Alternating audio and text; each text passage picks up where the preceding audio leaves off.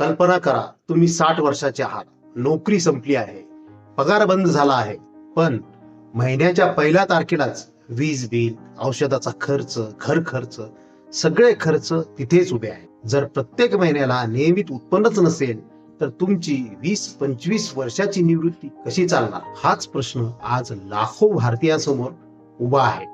आणि याच समस्येवर असा एक उपाय आहे ज्याबद्दल अजूनही अनेकांना माहितीच नाही. आज आपण अशाच एका स्मार्ट पद्धतीबद्दल जाणून घेणार आहोत, ज्यामुळे तुमच्या स्वतःच्या रिटायरमेंट कॉर्पस मधून दर महिन्याला नियमित उत्पन्न मिळवण्याचा प्रयत्न करतायत. या पद्धतीचं नाव आहे SWP, सिस्टमॅटिक विड्रॉल प्लॅन. आजच्या व्हिडिओमध्ये आपण समजून घेणार आहोत की SWP म्हणजे नेमकं काय, ते कसं काम करतं, रिटायरमेंट नंतर ते नियमित उत्पन्न कसं देऊ शकतं आणि कोणत्या चुका टाळल्या पाहिजे. जर तुम्हालाही निवृत्तीनंतर आर्थिक स्वातंत्र्य हवं असेल तर हा व्हिडिओ शेवटपर्यंत नक्की पहा. नमस्कार मित्रांनो, SWP म्हणजे काय? SWP चा पूर्ण अर्थ आहे सिस्टमॅटिक विड्रॉल प्लॅन. जसा SIP मध्ये आपण दर महिन्याला पैसे गुंतवतो, तसाच SWP मध्ये आपण आधी जमा केलेल्या गुंतवणुकीतून ठराविक रक्कम दर महिन्याला काढतो.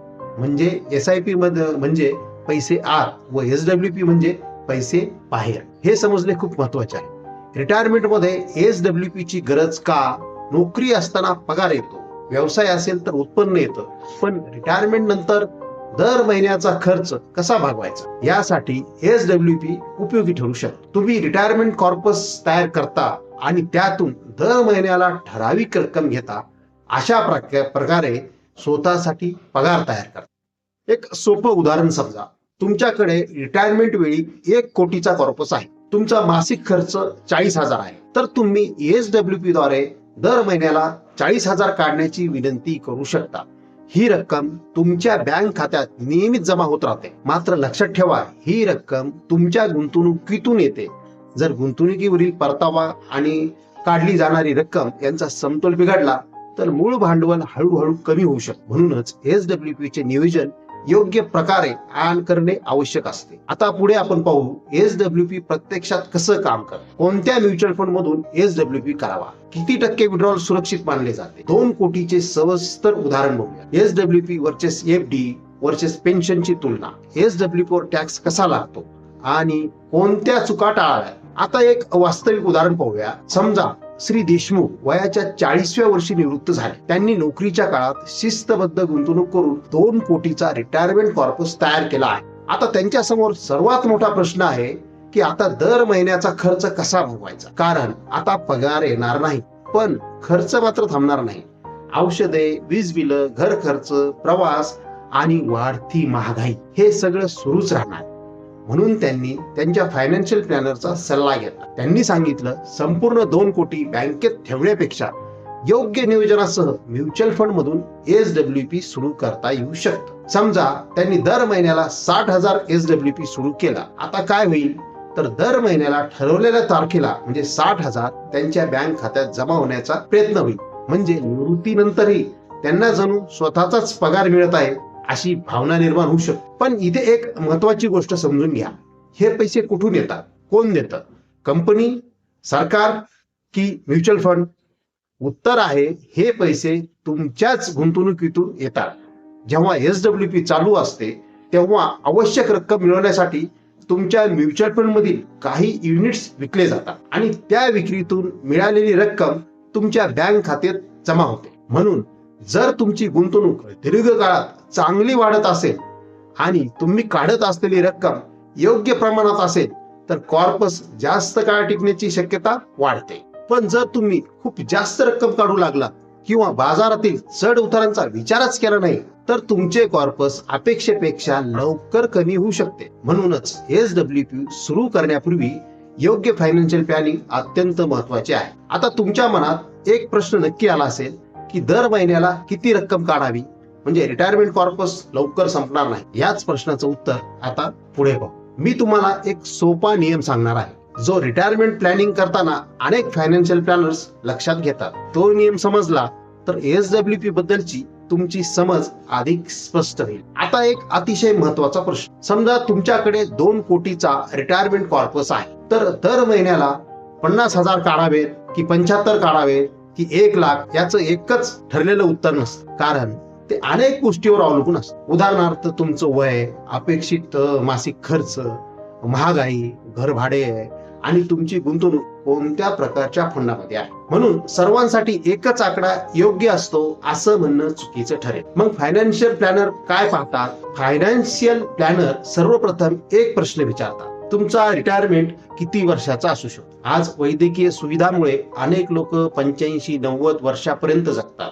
म्हणजे जर तुम्ही 60व्या वर्षी निवृत्ती झालात तर पुढील 25-30 वर्षाच्या खर्चाचं नियोजन आवश्यक असू शकतं. म्हणूनच रिटायरमेंट प्लॅनिंग मध्ये फक्त आजचा खर्च नाही तर उद्याच्या महागाईचं देखील लक्षात घ्यावे लागेल. एक साधं उदाहरण समजा, आज तुमचा मासिक खर्च 50,000, जर महागाई दरवर्षी वाढत राहिली तर 10-15 वर्षानंतर हा खर्च लक्षणीयरित्या वाढू शकतो. म्हणून आज 50,000 पुरेसे वाटत असले तरी भविष्यात अधिक रकमेची गरज भासू शकते. याच कारणामुळे रिटायरमेंट कॉर्पस काढताना आणि SWP ठरवताना इन्फ्लेशनचं प्लॅनिंग खूप महत्वाचं असतं. इथेच लोक सर्वात मोठी चूक करतात. अनेक जण विचार करतात की माझ्याकडे 2 कोटी आहे, मग मी दर महिन्याला 1 लाख काढतो. पण असा निर्णय घेताना त्यांनी महागाई, गुंतवणुकीवरील संभाव्य परतावा आणि भविष्यातील गरजा यांचा विचार केला नाही तर काही वर्षानंतर कॉर्पस अपेक्षेपेक्षा जलद कमी होण्याचा धोका निर्माण होऊ शकतो. म्हणून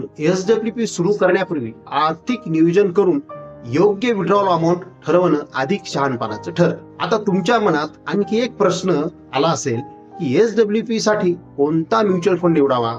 equity fund, hybrid fund, debt fund की या तिन्हींचा योग्य समतोल? आता पुढे आपण याच विषयावर चर्चा करू आणि रिटायरमेंट इन्कम साठी फंड निवडताना कोणत्या गोष्टी लक्षात घ्याव्यात ते सोप्या भाषेत समजून घेऊ. आता एक अतिशय महत्वाचा प्रश्न, SWP सुरू करायचा पण कोणत्या म्युच्युअल फंड मधून?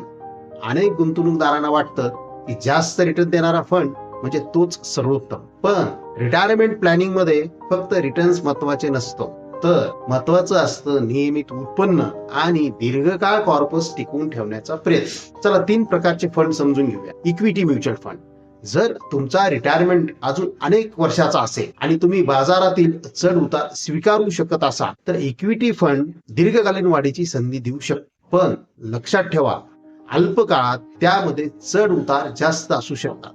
म्हणून संपूर्ण रिटायर्ड कॉर्पस फक्त इक्विटीमध्ये ठेवणं प्रत्येकासाठी योग्य असेलच असं नाही.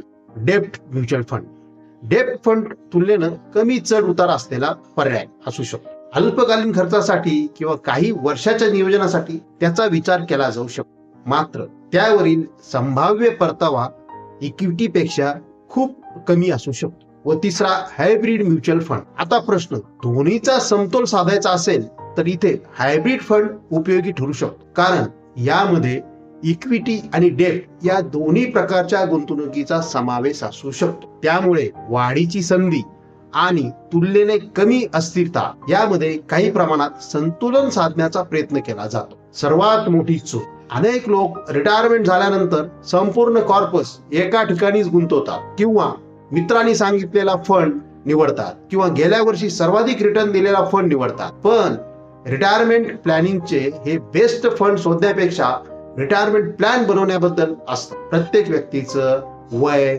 खर्च, जोखीम स्वीकारण्याची क्षमता आणि आर्थिक उद्दिष्टे वेगळी असतात. म्हणून फंड निवडताना वैयक्तिक परिस्थितीचा विचार करणे आवश्यक आहे. आता एक शेवटचा आणि अत्यंत महत्वाचा प्रश्न, SWP वर टॅक्स लागतो का? अनेकांना वाटतं दर महिन्याला पैसे खात्यात येतात म्हणजे त्या संपूर्ण रकमेवर टॅक्स लागेल, पण खरं चित्र थोडं वेगळं आहे. आता पुढे आपण अगदी सोप्या उदाहरणासह समजून घेऊ की SWP वर टॅक्स कसा लागू शकतो आणि कोणत्या गोष्टी लक्षात ठेवाव्या. आता एक प्रश्न अनेक लोक मला विचारतात की सर, SWP मधून दर महिन्याला 50,000 किंवा 60,000 खात्यात आले म्हणजे त्या संपूर्ण रकमेवर इन्कम टॅक्स लागेल का? तर उत्तर आहे नाही, नेहमीच तसं नसतं आणि हीच गोष्ट अनेकांना माहिती नसते. एक सोपं उदाहरण पाहूया. समजा तुम्ही म्युच्युअल फंड मध्ये 20 लाख गुंतवले, काही वर्षांनी त्या गुंतवणुकीचं मूल्य 24 लाख झालं. आता तुम्ही SWP द्वारे दर महिन्याला 25,000 काढायला सुरुवात केली. आता लक्षात घ्या, तुमच्या खात्यात येणारे 25,000 हे पूर्णपणे नफा नसतात. त्या रकमेमध्ये तुमच्या मूळ गुंतवणुकीचा काही भाग असतो आणि वाढलेल्या मूल्याचा म्हणजे कॅपिटल गेन चाही काही भाग असू शकतो. म्हणून टॅक्स हा संपूर्ण विड्रॉलवर नसून लागू असलेल्या कर नियमानुसार कॅपिटल गेनवर म्हणजे फक्त मिळालेल्या नफ्यावर लागू होऊ शकतो. म्हणूनच SWP सुरू करण्यापूर्वी टॅक्सचे नियोजनही तितकेच महत्वाचे आहे. कारण योग्य नियोजन केल्यास रिटायरमेंट इन्कम अधिक कार्यक्षम पद्धतीने व्यवस्थापित करता येऊ शकते. पण एक गोष्ट लक्षात ठेवा, टॅक्सचे नियम वेळोवेळी बदलू शकतात. म्हणून SWP सुरू करण्यापूर्वी सध्याचे कर नियम तपासा किंवा तुमच्या चार्टर्ड अकाउंटंट किंवा फायनान्शियल ॲडवायझरचा सल्ला अवश्य घ्या. सर्वात मोठी चूक, अनेक जण रिटायरमेंटच्या दिवशी संपूर्ण म्युच्युअल फंड विकून सर्व पैसे सेव्हिंग अकाउंटमध्ये किंवा फिक्स डिपॉझिट मध्ये ठेवतात. त्यांना आता वाटतं की आता रिस्क नको. पण असा निर्णय घेतल्यास महागाईमुळे त्या पैशांची खरेदी शक्ती कालांतराने कमी होऊ शकते. म्हणून रिटायरमेंट प्लॅनिंग म्हणजे फक्त पैसे साठवणं नाही, तर ते योग्य प्रकारे व्यवस्थापित करणं आहे. आता शेवटचा आणि सर्वात महत्वाचा प्रश्न की SWP प्रत्येकासाठी योग्य आहे का की नाही. काही लोकांनी SWP टाळावा आणि SWP सुरू करण्यापूर्वी कोणत्या 5 महत्वाच्या चुका टाळल्या पाहिजे हे आपण आता पुढील आणि अंतिम भागात पाहणार. आता प्रश्न, SWP प्रत्येकासाठी योग्य आहे का? तर उत्तर आहे SWP हा एक चांगला पर्याय असू शकतो, पण तो प्रत्येकासाठी सारखाच योग्य असेल असं नाही. त्यासाठी योग्य रिटायरमेंट प्लॅनिंग, योग्य फंड निवड आणि योग्य विड्रॉल स्ट्रॅटेजी आवश्यक असते. चला आता पाहूया की लोक SWP करताना कोणत्या 5 मोठ्या चुका करतात. तर चूक क्रमांक 1, रिटायरमेंट कॉर्पस कमी तयार करणे. अनेक जण विचार करतात 50 लाख पुरेसे आहेत, पण महागाई वाढते, वैद्यकीय खर्च आणि वाढलेले आयुर्मान यामुळे कॉर्पस पुरेसे नसेल.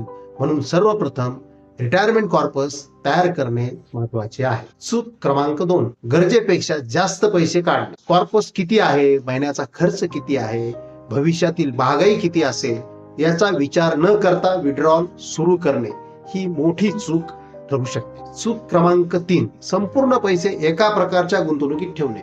सर्व पैसे इक्विटीमध्ये किंवा सर्व पैसे FD मध्ये, दोन्ही टोकाचे निर्णय प्रत्येकासाठी योग्य असतीलच असे नाही. संतुलित नियोजन अधिक महत्वाचे आहे. चूक क्रमांक 4, टॅक्स प्लॅनिंग कडे दुर्लक्ष करणे. SWP सुरू करण्यापूर्वी कर नियम समजून घेणे आवश्यक आहे. योग्य नियोजनामुळे अनावश्यक अडचणी टाळता येतात. चूक क्रमांक 5, फायनान्शियल प्लॅनरचा सल्ला न घेणे. रिटायरमेंट प्लॅनिंग हा आयुष्यातील एक मोठा आर्थिक निर्णय आहे. मित्र, नातेवाईक किंवा सोशल मीडियावर व्हिडिओ यांच्या आधारावर निर्णय घेण्याऐवजी तुमच्या परिस्थितीनुसार नियोजन करणे अधिक योग्य ठरते. तर मित्रांनो, रिटायरमेंट म्हणजे उत्पन्न संपणं नाही, तर उत्पन्नाचा स्रोत बदलणं आहे. जर तुम्ही नोकरीच्या काळात शिस्तबद्ध गुंतवणूक केली, योग्य रिटायरमेंट कॉर्पस तयार केला आणि त्यानंतर योग्य नियोजनासह SWP वापरला, तर निवृत्तीनंतर आर्थिक स्थैर्य मिळवण्याची शक्यता वाढू शकते. लक्षात ठेवा, SWP ही जादूची योजना नाही, पण योग्य फायनान्शियल प्लॅनिंगचा एक महत्वाचा भाग नक्कीच ठरू शकते.